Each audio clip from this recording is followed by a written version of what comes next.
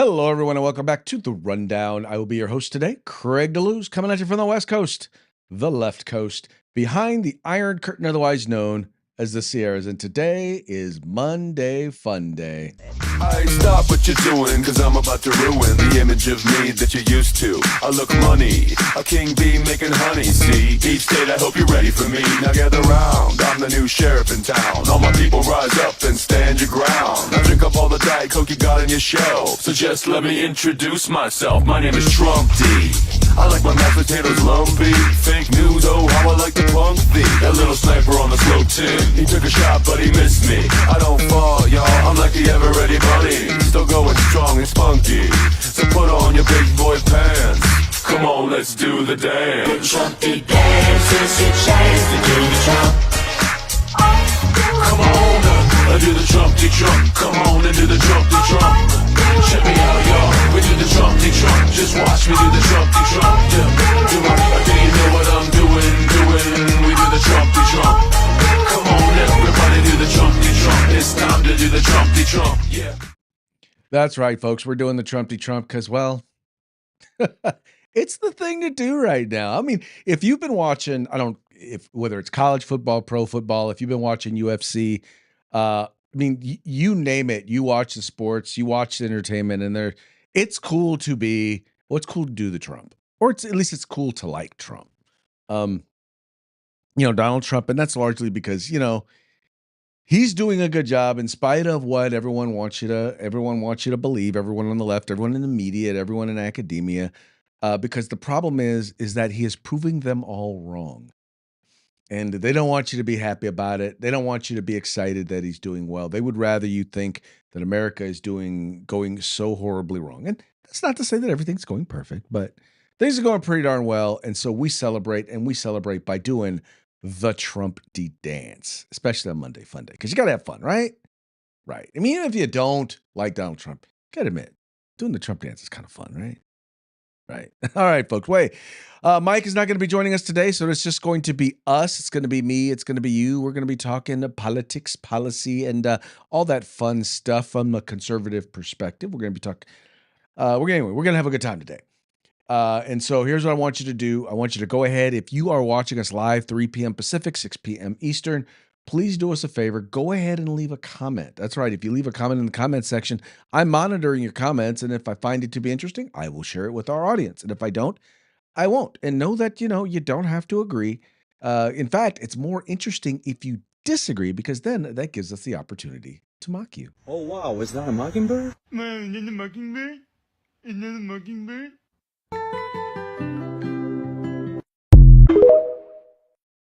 That's right. It gives us an opportunity to mock you. And there's nothing more fun than a good mocking, right? Right. And we don't do it because we dislike you. We don't do it because we're trying to be hateful. We do it because it's entertaining, mostly to me. So if nothing else with this show, I will make sure that I am, in fact, entertained. Right? Right. All right, well, let's go ahead and get into today's. Oh, no, I forgot. See, I always keep forgetting this. We can't get into today's news until we do the very basics. And that means we have to start with a quick shout out to our sponsors. Let's go start with Hitman Industries. This is the place where you can go to buy rifle and pistol caliber barrels at any length. Trust me, if you've purchased an AR in the last few years, chances are you already have one of their barrels, and I know you probably love it. So if you're looking to do a brand new build, or maybe you're looking to rebarrel your old rifle, start with a barrel from Hitman Industries. Just go to hitmanindustries.net. And then we've got the California Republican Assembly working to help elect conservatives at all levels of government, from school board all the way up to President of the United States. Ronald Reagan once referred to CRA as the conscience of the Republican Party. Learn more about them at cragop.org. That's cragop.org. If you want to be a part of California's future today, you got to join CRA. And then we've got the best in concealed carry tactical holsters available on the market. That's right. You will find them at hawgholsters.com. That's HAWG holsters.com. That's because they like helping Americans wear guns, and they want to help you wear a gun. So here's what you do. If you go there, first of all, go there. Go to their website. Check them out. I promise you will see a holster that you will like. And when you do, you want to make sure to use the discount code The Rundown. all caps, no spaces, one word, just like it is right up there, and you'll get a nice little discount on us. That's hogholsters.com. And then finally, if you're looking for outdoor gear, if you're looking for cold weather gear, hot weather gear, you're looking for whatever tactical gear you are looking for, you need to go to uscombatgear.com. They have a huge selection. They have competitive pricing. In fact, they specialize in group sales. They have the best customer service available on the market. You need to go to their website and check them out. Tell them those guys over at the Rundown that sent you, but make sure you go over to uscombatgear.com where you can find all things tactical except the gun. All right. That now brings us to where we're at here. Story number one. Trump has done a bit of an about face. I don't know that I would call it an about face as much as I would just point out that Trump is just basically accepting the political reality of what is and realizing that, well, coming up against and opposing the release of the Epstein files. Well, it's bad political math, and I think he is realizing that. And as Politico is reporting, it says here Trump does Epstein U-turn as House Republicans prepare to spurn him.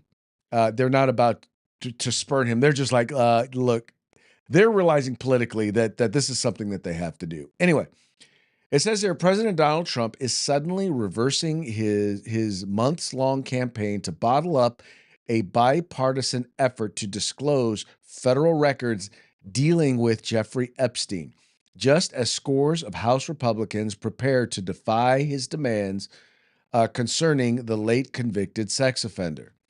House Republicans should vote to release the Epstein files because we have nothing to hide, and it's time to move on from this Democrat hoax, he wrote Sunday night on Truth Social, adding, I don't care. That's all. That's in, by the way, that is in all caps. Let me see. You guys can't see that. I want you to see that he put that in all caps. I don't care. All I do care about is that Republicans get back on point discussing economic issues.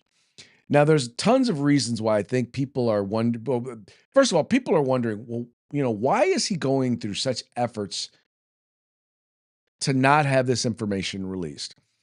And I think there are a lot of folks out there who have their druthers or their ideas. I have mine. I'm thinking number one, when he talks about a hoax, one of the things, keep in mind, Democrats are coming out. Democrats had control of both houses of Congress, and they had the White House. They had the Department of Justice for a while, right? They had the Department of, they could have released these files over the last 4 years, and they chose not to.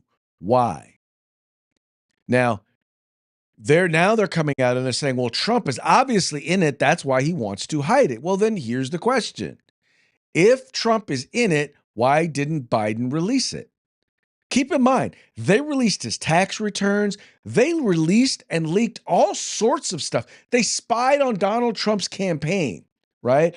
Why would they not release this information? If there was something hinky at all in any of the stuff that had to do with Donald Trump, why wouldn't they? And then now let's think about the stuff that they did leak, the emails that they did leak.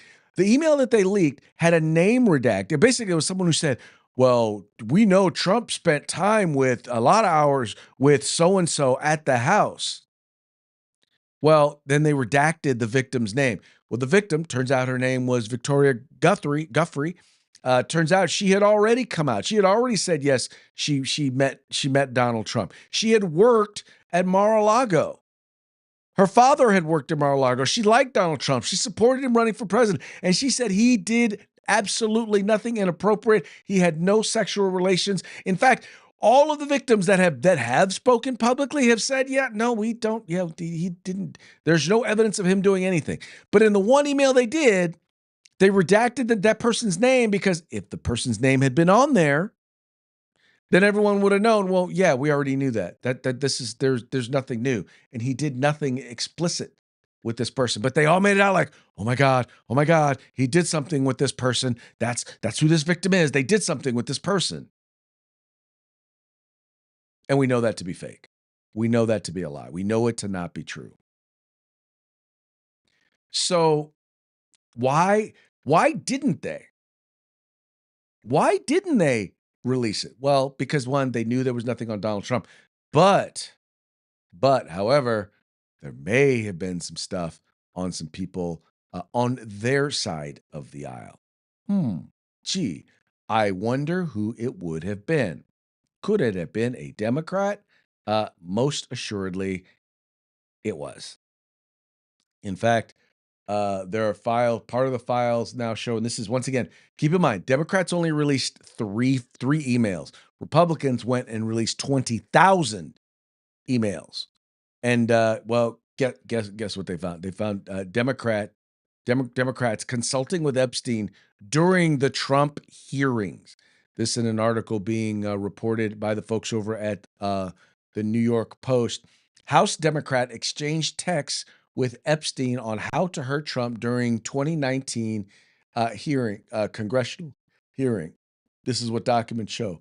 Jeffrey Epstein was feeding questions to Representative Stacey Plaskett during the 2019 congressional hearing and giving her real-time help on how to damage President Trump's reputation, newly released documents show.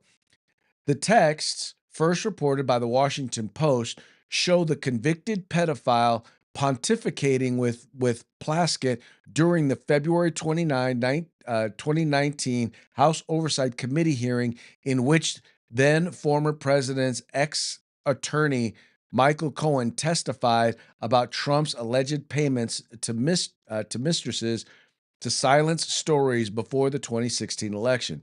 Trump has vehemently denied all allegations. And, in the text, Epstein appeared to be watching on television while Cohen brought up former Trump executive assistant Rhonda Graff in his testimony. Quote, Cohen brought up Rona, keeper of the secrets, Epstein texted, misspelling Graff's first name. Rona responded Plaskett, a non-voting delegate representing the Virgin Islands. Quick, I'm up next. Is that an acronym? She added, suggesting she grill Cohen. She said she'd grill Cohen soon. That's his assistant, Epstein replied. So in other words, yeah, he was being fed information. And here's a little bit more from Steve Gruber, who's talking a little bit more about this and about some of the other emails. Learned from other newly released documents that Jeffrey Epstein was communicating with Democrat Representative Stacey Plaskett during a 2019 congressional hearing. That's right, directly with her, while she was questioning Michael Cohen, one of Trump's former attorneys, affecting the kind of questions she asked of Cohen. Why was he wielding so much influence over a Democrat member of Congress on the House Oversight Committee that handled the Epstein files in the first place? Why was he feeding her questions? The email that the Democrats wanted you to focus on, though, is this one. Jeffrey Epstein writes, I want you to realize that the dog that hasn't barked is Trump. And then there's a redacted victim, right? Spent hours at my house with him. Sounds incriminating, right? But I'm going to argue quite that it's not. In fact, it's not much of anything. First off, that redacted victim name, as you likely already know, is Virginia Giuffre, who wrote a book on her experiences with Jeffrey Epstein's crimes and has never accused Donald Trump of wrongdoing. In fact, she was a supporter of it. So there you go. So people are talking about this. By the way, American Crossfire, thank you so much for chiming in. Very much appreciate you tuning in. The thing is, and this is the thing that people fail to understand, one of the reasons why they never really released a lot of this information back during the Biden administration was because Jeffrey Epstein was an epic donor. He was a mega donor to the Democratic Party and to Democratic candidates. Back when Trump and he were hanging out and were friends, that was when Trump was hanging out with a bunch of Democrats. That's when he was hanging out with the Clintons, right? And keep in mind, Clinton was very much on that plane. In fact, here's the interesting thing. That I was watching another video that where this had come out. Clinton I mean, well, first of all, there is absolutely no evidence that that Donald Trump was ever on the plane with when any of these minors were on the plane, right? With any of the minors were on the plane. So therefore, he wasn't on the plane when there were any of the rapes taking place or any of the sexual misconduct. But they made it clear that that couldn't be said about, that you couldn't say that about all of them, right? You couldn't say that about all of them. And I think this guy, right, this VR here, and this is another guy, but they're actually talking a little bit about the O'Keefe media. So in an interview that they had done. So check this out. James O'Keefe. Shout out to James Is sitting O'Keefe. at James O'Keefe, man. These guys, the way they do things, man, let me tell you, they're very good at what they do. How they get these dates and whatever places they focus on, they're phenomenal at what they do. So here's Glenn Prager. No relation to Dennis, but Glenn Prager, Jeffrey Epstein's investigator, Department of Justice, is being interviewed on September 8th, asked questions, and you have to see what he says about Clinton, Epstein, and Trump. Listen to this, folks. It's not talked about yet, but it'll soon come out that he was a CIA informant. He was a CIA informant. He was a CIA. I think he's protecting a lot of other people. He's not protecting himself because there's nothing there, but he's protecting a lot of people. Because Trump's now saying it's a hoax of the case, like a hoax or something. I mean, come on, you know it's not a hoax. He's been on the plane, many times. Mm-hmm. It's just he was never on the plane with the kids. Bingo. I've seen the itineraries and I've interviewed all the victims. There's never been an instance where Trump was on a plane with these kids and a rape occurred. Boom. But that can't be said for Clinton. Wow. That can't be said for others. Wow. Clintons were on the plane. Well, Okay, so you heard what this guy who's an investigator, who is doing the investigating into the a lot of the rape allegations, or at least he had part of the part of the case. So he had part of the portfolio. Now, could this guy be lying? Of course. I mean, he's talking to some stranger that he met, and this was an undercover reporter that this person met, and I mean, just random. I don't know if it's random, but they met them. They're talking. I mean, he could easily be just blowing smoke. He really could. He could be lying. He could be just trying to, put stuff out there so he could seem cool or popular. I don't know. But anyway, I just found it kind of interesting. But yes, evidence does show that Clinton went to the island, or I won't say went to the island, hung out with Epstein, was on the plane multiple times, probably more than most folks. Of course, they said the same thing about Bill Gates too.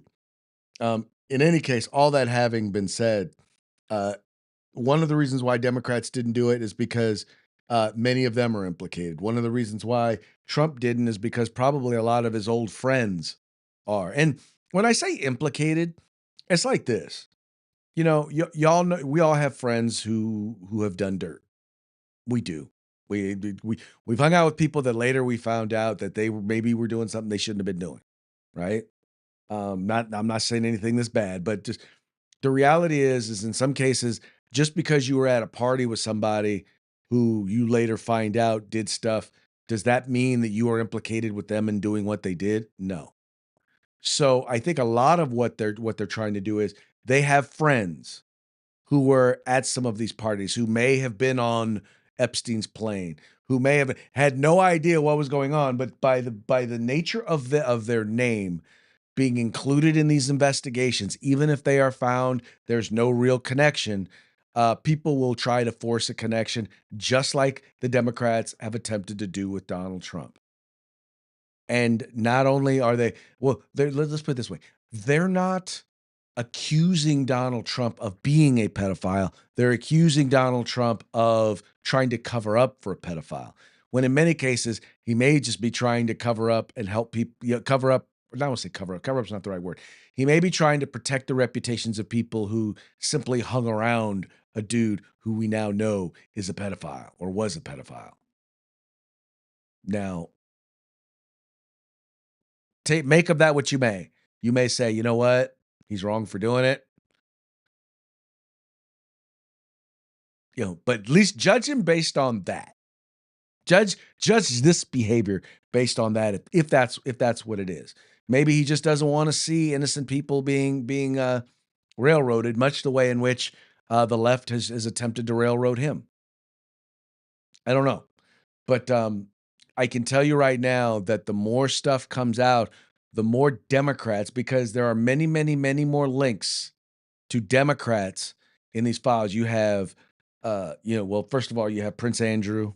He's not necessarily a Democrat, but he is a liberal. You've got Larry Summer, former, I think he was the labor secretary in the Clinton administration.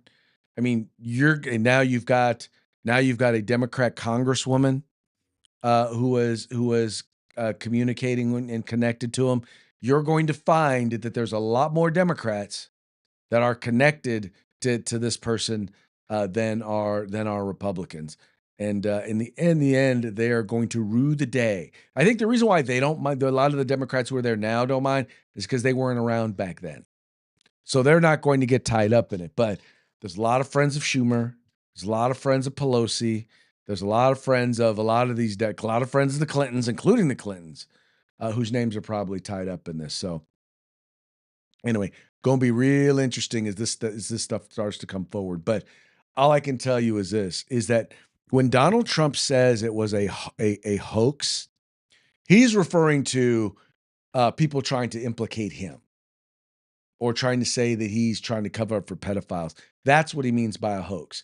The hoax he's trying to talk about are the fact that anyone wants to believe that he had anything to do with anything that was going on at Epstein Island. No, he did not. That is the hoax. Now, he's doing a very poor job of communicating that, because you have people out there who are making it sound like, well, you're saying that nobody got rid of that exploitation of teenage girls is a hoax. No, it's not a hoax. It's not a film play. It is a thing. It did happen, but so far all the evidence points to Jeffrey Epstein, and there hasn't been a whole lot of other evidence presented so far publicly that points to anyone else. Now, especially not Donald Trump. Especially not Donald Trump.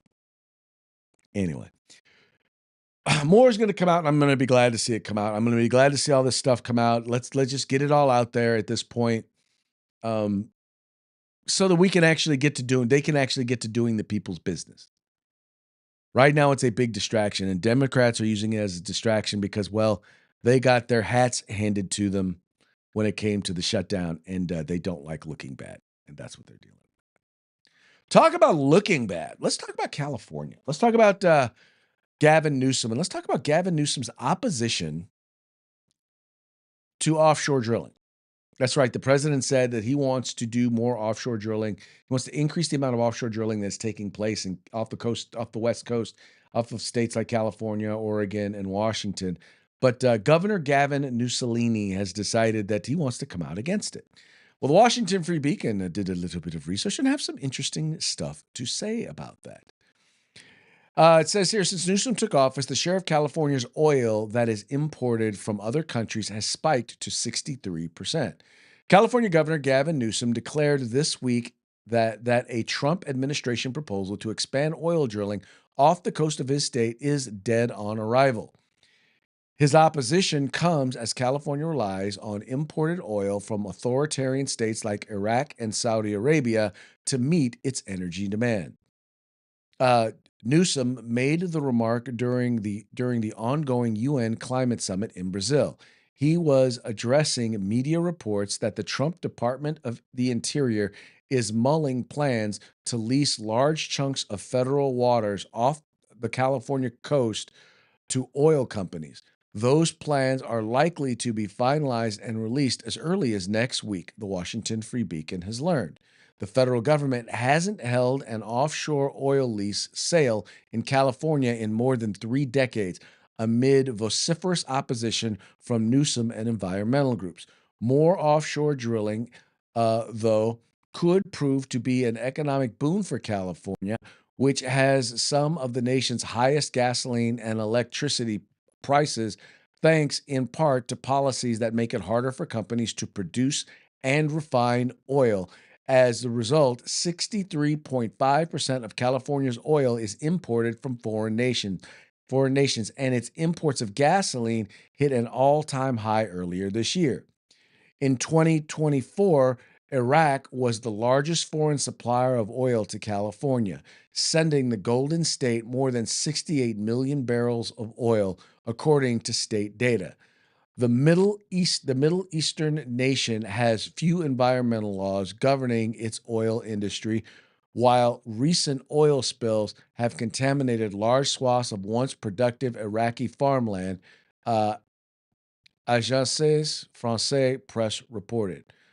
Now, here's the thing, and this is where this plays a role. So, in other words, you have environmentalists like Gavin Newsom and the rest of the folks here in California. Well, environmentalists like Arnold Schwarzenegger, Democrats, who basically have come out and said, no, we are not going to pollute by drawing oil out of California. Now, mind you, we have some very, very strict laws when it comes to emissions, when it comes to the refining of oil, as well as when it comes to the extraction of oil out of the ground.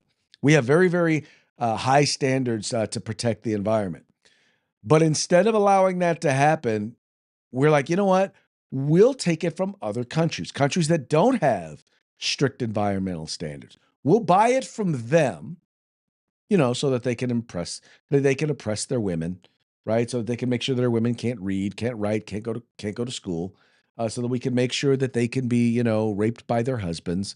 We're going to get oil from them. We're going to support their economies instead of supporting the economy of the state of California. Because heck, we only have a $40 billion structural deficit.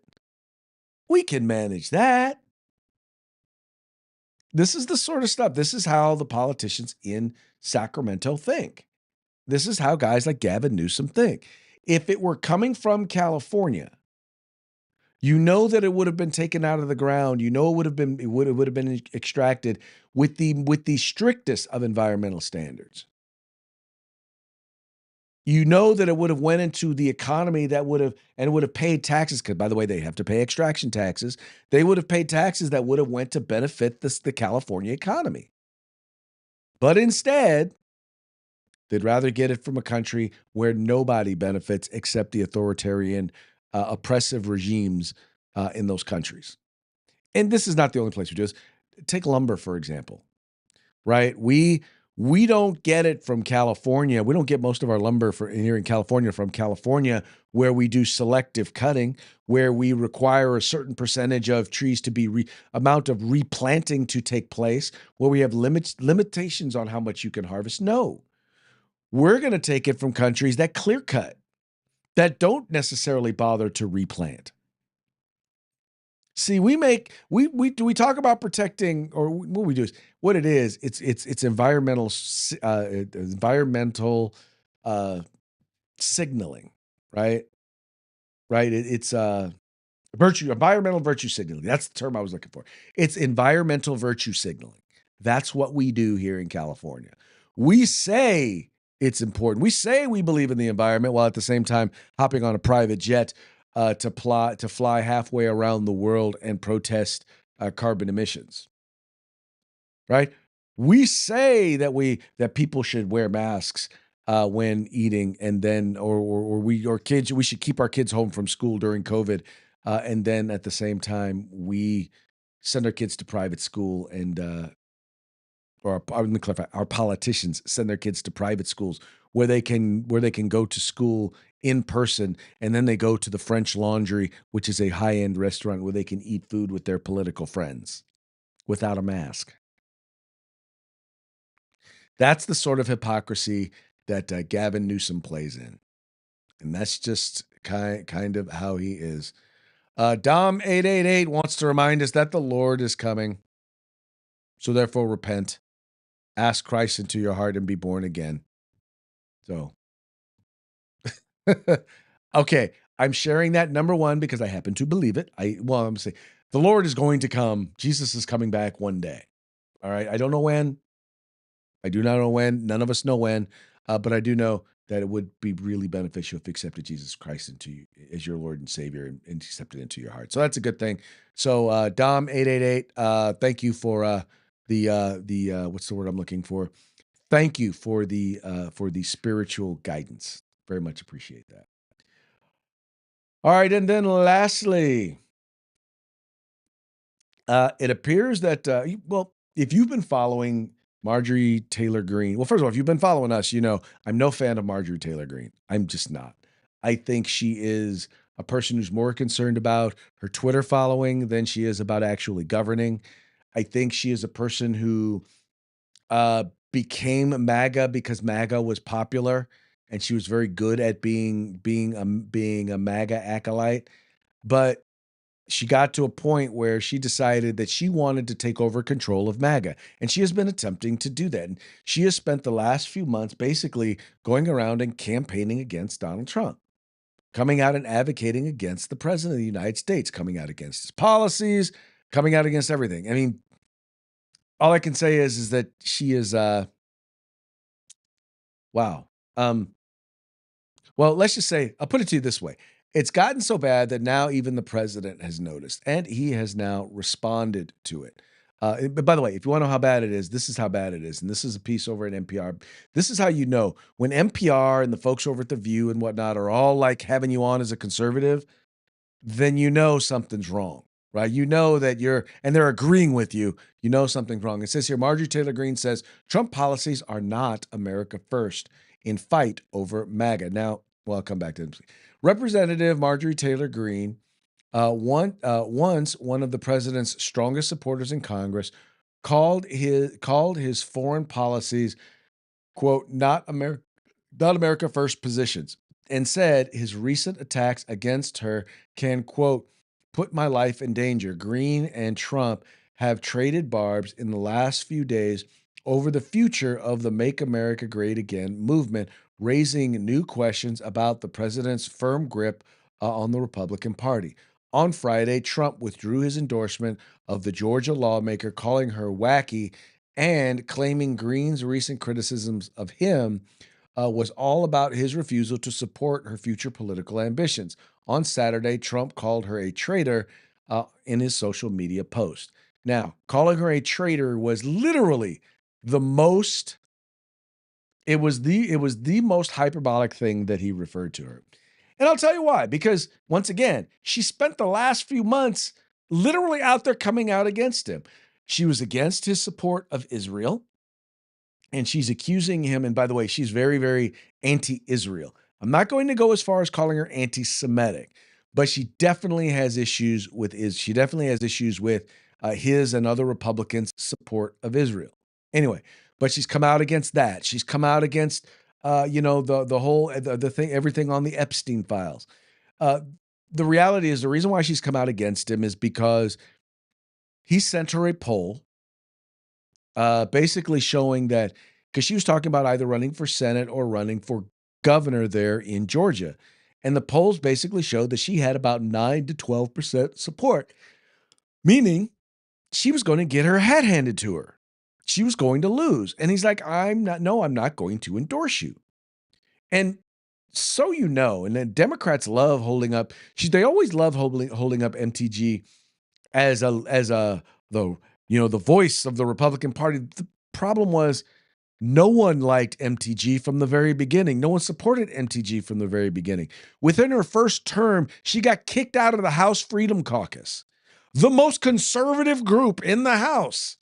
She got kicked out of it. Why? Because she's wacky. That's why.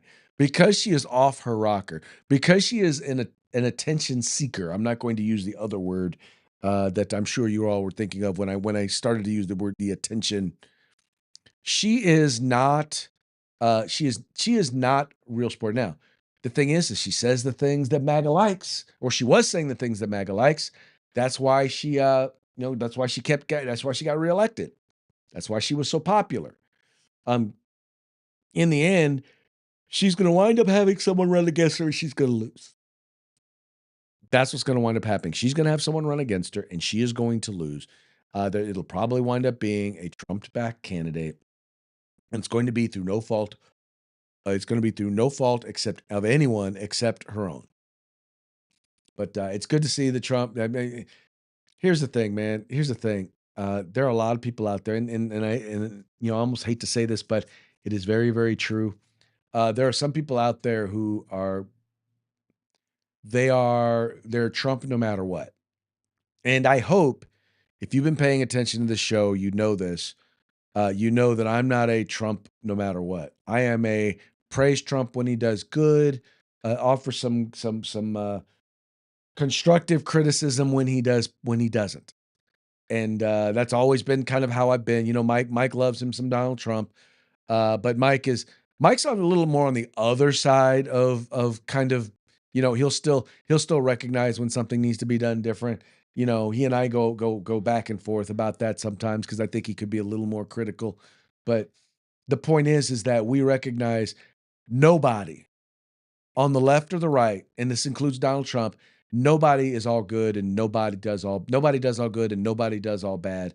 We sit here and we try to call balls and strikes. And that's what we ought to be. That's what we ought to be doing. And when you're a policymaker, that's what you ought to be doing as well. You support him because he's part of your party, but at the same time, when you are in Congress, you're there for your constituents and you're there to do the right thing. But your criticisms ought to always be constructive. And sadly, right now, hers are not, and they're not because he won't support her. He won't support her running for governor. And guess what? Here's the thing, and this is the thing you need to understand, MTG. He's not alone. That's what those polls say. The polls say you're not very well liked outside of your district. And because of how you're going after Trump, you're not going to be very well liked in your district. And once again, it's not that you're being constructive going after him. I mean, when I look at Thomas Massey, for example, or I look at Thomas Massey more so, when I look at Rand Paul is probably the best example. Someone who, look, these are my positions, these are my values, this is where I stand, and I'm going to take this position even if it's opposite the administration. He's an example of someone who's doing what he believes to be is right. And it's not because it's not out of a popularity thing. It's because that's what he believes is right. And so if you want, and so I say that to say there's nothing wrong with disagreeing. It's just your motives can't be as transparent as yours appear to be, Miss MTG. All right, folks, that now brings us to our parting shots. Parting shots are brought to you by Hog Holsters. Just go to hogholsters.com. Use the discount code The Rundown, all caps, no spaces, one word, and get your Hog Holster today. Our first two are going to be brought to you by our friends over at the Babylon Bee, fake news that you can trust. This first one here, in devastating blow, newly released emails reveal Trump not well liked by pedophile. And that's probably the biggest thing. The most information that you got here was that Jeffrey Epstein didn't like Donald Trump. That's what you got out of this. He did not like Donald Trump because Donald Trump kicked him out. Anyway, you may have heard Michelle Obama did an interview, or has done several interviews lately, and let's just say we'll call it on her grievance tour about how oppressed she is. And in fact, she's so impressed, according to our friends over at the Babylon Bee, scientific algorithm determines most oppressed person in history is Michelle Obama. Yes, that is true. That is exactly what she would lead us to believe. And then finally, this last one. I love this guy. He is hilarious, and I think he makes a very, very solid point when it comes to